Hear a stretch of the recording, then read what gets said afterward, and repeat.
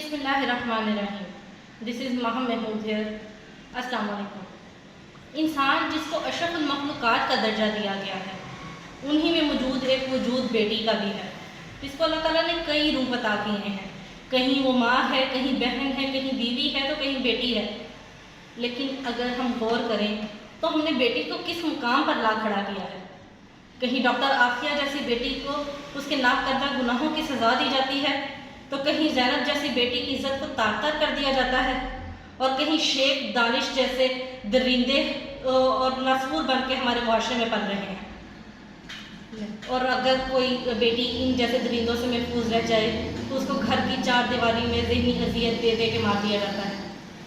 بیٹی ایک ایسا پھول ہے جو جس آنگن میں مہکتی ہے اس آنگن کو مہکا دیتی ہے، اور ہم اسی پھول کو گلی سڑی باسن میں بدلنے پہ کوشاں ہیں. معذرت کے ساتھ ہم ایسے پڑھے لکھے جاہل لوگ ہیں جن کو دیا گھر کو اجالا کرنے کے لیے دیا جائے اور ہم اسی دیے سے اپنا ہی آنگن کو پھونک ڈالیں. آج بھی ہمارے معاشرے میں کہیں بیٹی کو زندہ درگور کر دیا جاتا ہے، کہیں کوکھ میں ہی مار دیا جاتا ہے، اور اگر ان سب سے وہ بچ جائے تو اس کسی وحشی درندے کے آگے چند پیسوں کے عوض بیچ دیا جاتا ہے. اور اگر ان سب چیزوں سے وہ بیٹی بچ جائے تو اس کو بہو کے نام پہ عبرت کا نشان بنا دیا جاتا ہے. بیٹی جس کو ہمارے نبی پاک حضرت محمد مصطفیٰ صلی اللہ علیہ وسلم نے نہ صرف رحمت کہا تھا بلکہ سمجھا اور مانا بھی تھا، ہم نے اس بیٹی کو کس مقام پہ لا کھڑا کیا ہے؟